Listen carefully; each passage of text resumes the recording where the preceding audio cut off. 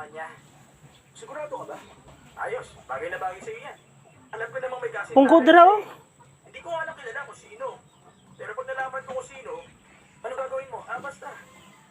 Ako na ang pinakamasayang tao kung pakakasalan niya ako. Isdog. Wow. Anong tingin mo sa isang to? Dugid. Ibibigay ko to sa kanya bilang regalo sa kaarawan niya. Sa tingin mo maganda ba?